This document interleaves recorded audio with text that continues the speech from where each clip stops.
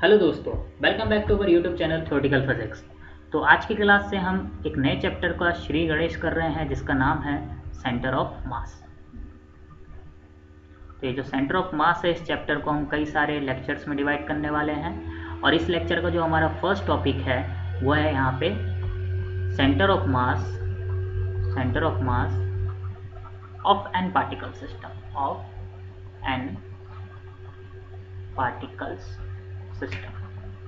ठीक। अब कुछ स्टूडेंट सोच रहे होंगे यार सर ने तो सेंटर ऑफ मास की डेफिनेशन बताई नहीं। ठीक है, तो सेंटर ऑफ मास की डेफिनेशन एक डिस्कस करने वाला टॉपिक नहीं है, बिकॉज हमारे पास क्या बहुत ही सफिशिएंट टाइम है, तो हम ये सारी चीज़ें डिस्कस नहीं करेंगे। बट हाँ, आपको एक बात ध्यान रखनी है सेंटर ऑफ मास से रिलेटेड कि जो सेंटर ऑफ मास जो होता है वो एक इमेजिनरी पॉइंट होता है। ठीक है, शॉर्ट में मैं सेंटर ऑफ मास को क्या लिखूंगा, सीएम लिखूंगा। ठीक है, ये हमारे सीएम साहब हैं किसके, फिजिक्स के। ठीक है, तो आपको यहाँ पे क्या बात ध्यान रखनी है कि centre of mass is a imaginary point. तो मैं यहाँ पे लिख देता हूँ CM is a imaginary point. ठीक है, ये बहुत ही इंपॉर्टेंट बात है और काफ़ी क्या कहते हैं, काफ़ी इंपॉर्टेंट बात है। तो इस बात को क्या करना है, थोड़ा सा ध्यान रखना है, अपने माइंड में क्या कर देना है, इस चीज़ को सेट कर देना है। ठीक है, एग्जाम में भी पूछ सकता है। तो सेंटर ऑफ मास क्या होता है, एक इमेजिनरी पॉइंट होता है। इस बात को थोड़ा सा क्या करना, ध्यान रखना। चलिए, बहुत बढ़िया। ठीक है, फिलहाल मैं इसको मिटा देता हूँ, मुझे इसकी ज़रूरत नहीं है, बस आपको लिखवाना था और आपको लिखना था। ठीक है, तो कॉपी में आप ये नोट करते रहो। बाकी डेफिनेशन आप सबको पता है, 11th क्लास में आप डेफिनेशन पढ़ चुके हो और जिन्हें डेफिनेशन नहीं आती हो बुक की हेल्प ले सकते हैं। ठीक है, तो मैं डेफिनेशन पे डिस्कस नहीं करूँगा।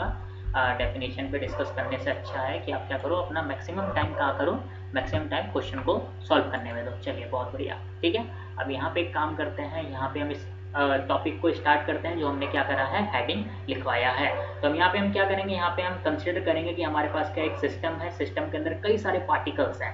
ठीक है, जिसमें फर्स्ट पार्टिकल का मास कितना है, m1 है। सेकेंड पार्टिकल का मास कितना है, m2 है।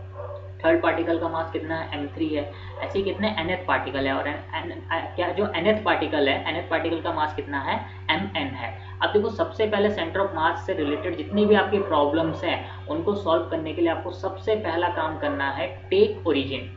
क्या करोगे, टेक ओरिजिन। तो आपको ओरिजिन लेना है, सबसे पहले ओरिजिन डिसाइड करना है। और ओरिजिन डिसाइड करने के लिए आपके पास कोई रिस्ट्रिक्शंस नहीं है, आपका जहां मन करे वहां ओरिजिन डिसाइड कर लो। ठीक है, जब मैं आपको प्रॉब्लम सॉल्व करवाऊंगा तो तब समझाऊंगा कि आप ओरिजिन कहाँ, कैसे, किस टाइप से डिसाइड करोगे कि आपकी जो प्रॉब्लम है उसको आप इजी अप्रोच से सॉल्व कर सकते हो। ठीक है, तो सारी चीजें हम न्यूमेरिकल्स में सीखेंगे, बट यहाँ पे आपके पास कोई रिस्ट्रिक्शंस नहीं है। पूरे सेंटर ऑफ मास की जितनी भी प्रॉब्लम्स आप सॉल्व करोगे वहां कोई रिस्ट्रिक्शंस नहीं कि आपको ओरिजिन लेना का है। और याद रखना, बिना ओरिजिन लिए आप सेंटर ऑफ मास का कोई भी क्वेश्चन सॉल्व नहीं करोगे। तो ये क्या है, आपका फर्स्ट स्टेप है, आपको ओरिजिन लेना है, मतलब लेना है, ये बात अपने माइंड में सेट कर लो। ठीक है, तो यहाँ पर क्या हो जाएगा, आप ओरिजिन लोगे तो सपोज मैंने ये ओरिजिन ले लिया यहाँ पे ये। ठीक है, बिल्कुल आप सीधा बनाना, ये आपका x हो गया और ये आपका y हो गया। ठीक है, ऐसे ये आपका हो जाएगा z।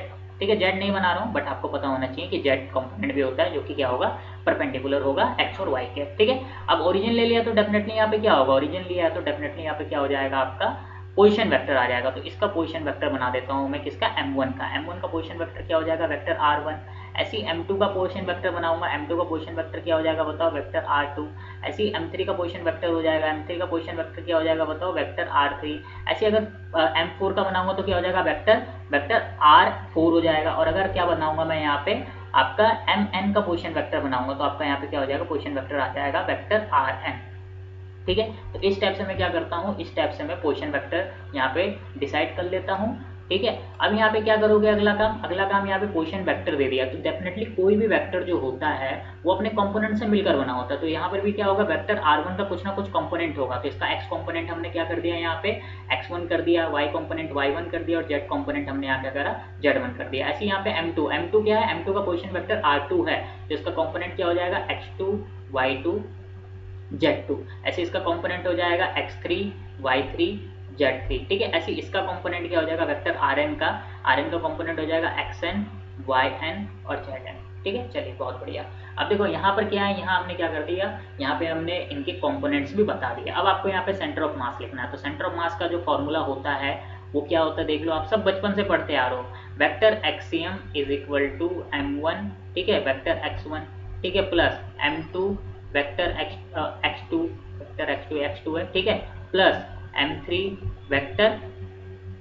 Vector r3, sorry vector x3, ठीक है। और ऐसे क्या करोगे, अगर इसको आगे ले जाऊंगा प्लस क्या हो जाएगा बताओ, डॉट डॉट डॉट प्लस क्या हो जाएगा बताओ, mn, और यहाँ पे क्या आ जाएगा वेक्टर xn, ठीक है। और अपॉन में क्या होगा बताओ, अपॉन में आ जाएगा आपका m1 plus m2 plus m3, ठीक है, और प्लस डॉट डॉट डॉट क्या हो जाएगा बताओ mn, ठीक है। तो इस प्रकार से आप क्या कर सकते हो, सेंटर ऑफ मास के लिए फॉर्मूला लिख सकते हो, ठीक है। अब इसको थोड़ा सा और सिंप्लीफाई करता हूँ, थोड़ा सा मैनिपुलेट करता हूँ। तो जब मैं इसको मैनिपुलेट करूंगा तो आपका जो वेक्टर एक्सियम होगा वो देखो क्या हो जाएगा, वो हो जाएगा आपका समेशन ऑफ, ठीक है, ये आ जाएगा आपका क्या mi, और ये आ जाएगा xi, ठीक है। और यहाँ पे वेक्टर भी लगा लो। तो i की वैल्यू कहाँ से कहाँ तक वेरी कर रही है, 1 से कहाँ तक वेरी कर रही है, n तक वेरी कर रही है। और अपॉन में क्या हो जाएगा बताओ, अपॉन में हो जाएगा समेशन ऑफ mi, ठीक है। अगेन i की वैल्यू कहाँ से कहाँ तक वेरी कर रही है, अगेन i की वैल्यू 1 से लेकर कहाँ तक वेरी कर रही है, n तक वेरी कर रही है। तो आप क्या कर सकते हो, इस टाइप से भी इस फॉर्मूले को लिख सकते हो। और अगर आप इसको और सिंप्लीफाई करना चाहते हो तो इसको आप और सिंप्लीफाई भी कर सकते हो। कैसे सिंप्लीफाई करते हो, देखो नेक्स्ट पेज में लिखता हूँ मैं, नेक्स्ट पेज में इसको सिंप्लीफाई करते हैं, ठीक है।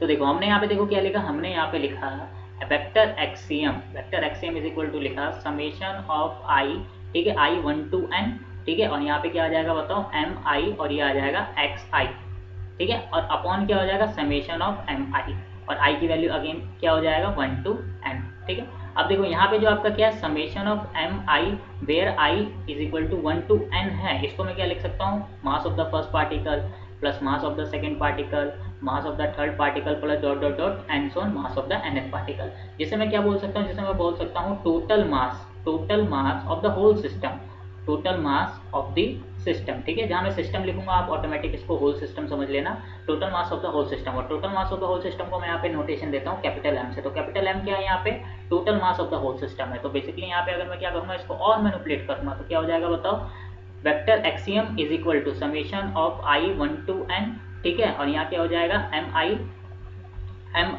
वेक्टर xi, और अपॉन में क्या आ जाएगा बताओ कैपिटल M आ जाएगा, ये आपका क्या हो जाएगा एक्सियम हो जाएगा। सिमिलर आप क्या करोगे, वाईसीएम कैलकुलेट करोगे। तो मैं वाईसीएम को डायरेक्ट लिख रहा हूँ, तो आपका जो वाईसीएम होगा vector YCM is equal to क्या आ जाएगा बताओ, summation of i 1 to n, और ये क्या हो जाएगा mi, और x की जगह क्या आ जाएगा वेक्टर y आ जाएगा। तो ये क्या हो जाएगा वेक्टर y, और अपॉन में क्या हो जाएगा बताओ कैपिटल M आ जाएगा। ऐसे ही आप जेडसीएम कैलकुलेट करोगे, तो जेडसीएम क्या हो जाएगा बताओ summation of i 1 to n, ठीक है। और ये क्या हो जाएगा बताओ mi, और ये आ जाएगा आपका वेक्टर zi, अपॉन क्या हो जाएगा कैपिटल M हो जाएगा, ठीक है। तो ये आप क्या कर सकते हो, ऐसे आप जेडसीएम भी कैलकुलेट कर सकते हो, ठीक है। तो एक्सीएम कैलकुलेट करोगे इस फॉर्मूले से, वाईसीएम कैलकुलेट करोगे इस फॉर्मूले से, और जेडसीएम कैलकुलेट करोगे इस फॉर्मूले से। चलिए बहुत बढ़िया, तो फॉर्मूला हो गया। अब इस फॉर्मूले पे कुछ न्यूमेरिकल्स करते हैं और समझते हैं कि आखिर इस फॉर्मूले को कैसे यूज करोगे। तो इसके लिए जो हमारा क्या एग्जांपल नंबर फर्स्ट है, जो कि आपका SC Verma concept of physics से लिया गया है, ठीक है। तो एग्जांपल क्या है कि आपके पास एक इक्विलेटरल ट्रायंगल है जिसका क्या है, जिसका लेंथ कितना है, लेंथ ईच एंड एवरी उसका एच का लेंथ कितना है 1 मीटर, इसका भी 1, इसका भी 1, इसका भी 1। तो जितनी भी इसमें साइड्स होती हैं सबकी साइड्स का लेंथ कितना हो जाएगा 1 मीटर, क्योंकि ये इक्विलेटरल ट्रायंगल है। सपोज करते हैं इस पॉइंट पे, ठीक है, इस पॉइंट पे आपका कितना है 1 kg मास रखा हुआ है, इस पॉइंट पे कितना मास रखा हुआ है 2 kg मास रखा हुआ है, ठीक है। और इस पॉइंट पे कितना मास रखा हुआ है 3 kg मास रखा हुआ है, ठीक है। और आपको क्या करना है, इस पूरे सिस्टम का सेंटर ऑफ मास कैलकुलेट करना है। आपको क्या करना है, एक्सियम कैलकुलेट करना है इसका, और वाईसीएम कैलकुलेट करना है, ठीक है। अब यहाँ पे जेडसीएम नहीं होगा क्योंकि यहाँ पे क्या है आपके पास ट्रायंगल है, ट्रायंगल 2D स्ट्रक्चर होता है, ठीक है। तो इक्विलेटरल ट्रायंगल 2D स्ट्रक्चर है, तो जेडसीएम ऑटोमेटिक 0 हो जाएगा, ठीक है। चलिए बहुत बढ़िया। अब आपको क्या करना है, सबसे पहला step take origin, take origin. आपको ओरिजिन लेना है, तो ओरिजिन देखो आपकी मर्जी, आप यहाँ भी ओरिजिन ले सकते हो जो 1 kg मास पे, आपका मन करे आप 2 kg मास पे भी ओरिजिन ले सकते हो, आपका मन करे 3 kg मास पे भी ओरिजिन ले सकते हो, इवन आपका मन करे आप सेंटर पे भी ओरिजिन ले सकते हो, इवन आपका मन करे आप यहाँ पे भी ओरिजिन ले सकते हो। तो जहाँ मन करे वहाँ ओरिजिन ले लो, कोई रिस्ट्रिक्शंस नहीं है, ठीक है। बट यहाँ पे मैं वहाँ ओरिजिन लूंगा जहाँ मेरा क्वेश्चन है, उसको सॉल्व करने के लिए जो अप्रोच होगी वो आसान हो जाएगी। तो मैं 1 kg पे ओरिजिन ले लेता हूँ, आपका मन करे आप 2 kg पे भी ओरिजिन ले सकते हैं, ठीक है। तो मैं 1 kg पे ओरिजिन ले रहा हूँ, ठीक है। बट डिफरेंस क्या हो जाएगा अगर आप 2 kg पे ओरिजिन लेंगे, वो मैं थोड़ा सा एक्सप्लेन कर देता हूँ, ठीक है। चलिए तो समझिए कि मान लीजिए मैंने ओरिजिन ये लिया, सपोज इट मेरा ओरिजिन है पॉइंट ए, ठीक है, पॉइंट ए ओरिजिन है, और ये पॉइंट बी है, पॉइंट सी है। अभी जो पॉइंट सी है ये सेंटर ऑफ मास है, ये आपका क्या है एक्सियम है, एक्सियम है क्या पॉइंट सी, ठीक है। सपोज करते हैं कि ए से बी की जो डिस्टेंस है वो कितनी है 1 मीटर है, बी से सी की डिस्टेंस कितनी है 1 मीटर है। अगर मैं ओरिजिन ए लेता हूँ, आई टेक ओरिजिन ए, क्या है हमारा ओरिजिन है, तो इस केस में जो आपका क्या होगा, सेंटर ऑफ मास होगा, सेंटर ऑफ मास कितना हो जाएगा बताओ, एक्सएम हो जाएगा यहाँ पे 2 मीटर। ठीक है, यहाँ से यहाँ तक की डिस्टेंस, ए से बी की डिस्टेंस, बी से सी की डिस्टेंस। ठीक है, अगर मैं क्या करता हूँ, अगर मैं ओरिजिन बी लेता हूँ, suppose if I take origin B को मैं ओरिजिन मान लेता हूँ। ठीक है, तो उस केस में देखो क्या होगा, उस केस में हमारा क्या हो जाएगा, ओरिजिन ही हो जाएगा। तो देखो सेंटर ऑफ मास का जो क्या है पॉइंट है वो अपनी जगह पे फिक्स्ड रहेगा, ये अपनी जगह से नहीं हिलेगा। बट ओरिजिन डिफरेंट होने से क्या हो रहा है, यहाँ पे जो मैंने ओरिजिन बी लिया है वो क्या हो गया, ओरिजिन से सेंटर ऑफ मास की डिस्टेंस क्या हो गई है, आपकी चेंज हो गई है। तो देखो डिस्टेंस चेंज हो जाएगा पर सेंटर ऑफ मास क्या रहेगा, अपनी जगह पे ही रहेगा। तो इस केस में जो आपका एक्सियम आएगा वो कितना हो जाएगा बताओ, इस केस में एक्सियम हो जाएगा आपका 1 मीटर। ऐसे अगर इफ आप ओरिजिन क्या टेक करते हैं, सी को ओरिजिन टेक करते हैं। ठीक है, तो सी को ओरिजिन टेक करेंगे तो उस केस में क्या होगा, जो आपका एक्सियम आएगा वो कितना हो जाएगा, 0 हो जाएगा, 0 मीटर। क्यों, क्योंकि यहाँ पे सी पे ही क्या है, सी पे ही आपका सेंटर ऑफ मास है। ठीक है, तो आपका ओरिजिन क्या करने से, ओरिजिन की लोकेशन चेंज करने से आपका सेंटर ऑफ मास में तो कोई डिफरेंस नहीं आएगा, सेंटर ऑफ मास अपनी जगह पे ही बना रहेगा कुंडली मार के। ठीक है, मतलब वो सी पर है तो पूरे सिस्टम का सेंटर ऑफ मास सी पर ही रहेगा, वो अपनी जगह से हिलेगा नहीं। ठीक है, बट यहाँ पर क्या होगा, यहाँ पे जो आपका क्या है, लोकेशन है, जो आपका क्या है, जो आपका कोऑर्डिनेट है, जो आपका क्या है, वेक्टर एक्सियम है, उसका क्या होगा, उसकी वैल्यू चेंज हो जाएगी। ठीक है, तो इस बात को आपको क्या करना है, थोड़ा सा ध्यान रखना है। चलिए बहुत बढ़िया, ये चीज़ें आगे और आएंगी, टेंशन मत लेना। ठीक है, ये चीज़ें आपकी आगे भी आएंगी, तो आगे चीज़ें और अच्छे से आपकी क्लियर हो जाएंगी। फिलहाल क्या करते हैं, इसको मैं थोड़ा सा मिटा देता हूँ और यहाँ पे कर देते हैं kg और ये 1। ठीक है, ये 7 दिख रहा होगा और ये 2। चलिए बहुत बढ़िया, तो ओरिजिन मैंने कहा लिया, ओरिजिन में ले लिया 1 kg पे। अगर 1 kg पे ओरिजिन लिया तो इसको मैं सपोजिट करता हूँ m1। ठीक है, इसको मैं मास दे देता हूँ m2 और इसको मैं मास दे देता हूँ m3। ठीक है, चलिए बहुत बढ़िया। अगर ये m1 है तो ये क्या हो जाएगा बताओ, x1, y1। अच्छा, इसके कोऑर्डिनेट क्या हो जाएंगे बताओ, इसके कोऑर्डिनेट हो जाएंगे 0, 0, क्योंकि ओरिजिन है ये, 0, 0 हो गया। ठीक है, अच्छा बहुत बढ़िया। अब यहाँ पे देखो क्या है, ये m2 है तो इसके कोऑर्डिनेट क्या हो जाएंगे, x2, y2। तो x2, y2 के कोऑर्डिनेट क्या हो जाएंगे बताओ, ये हो जाएंगे आपके 1, 0। ठीक है, सॉल्व कर लेना सिंपली, क्या x कोऑर्डिनेट और y कोऑर्डिनेट। ऐसे क्या हो जाएगा बताओ, ये आपका क्या हो जाएगा बताओ, x3, y3 हो जाएगा। x3, y3 का कोऑर्डिनेट क्या हो जाएगा बताओ, ये हो जाएगा, यहाँ से परपेंडिकुलर ड्रॉ करो, ये डिस्टेंस कितनी है 1/2, ये डिस्टेंस कितनी है 1/2 और ये डिस्टेंस क्या है, पाइथागोरस थ्योरम से 3/2 निकाल लोगे। कौन सी डिस्टेंस, ये डिस्टेंस। तो इसके कोऑर्डिनेट क्या हो जाएंगे बताओ, 1/2, √3/2। ठीक है, सिंपली आप क्या कर सकते हो, कोऑर्डिनेट यहाँ पे निकाल सकते हो।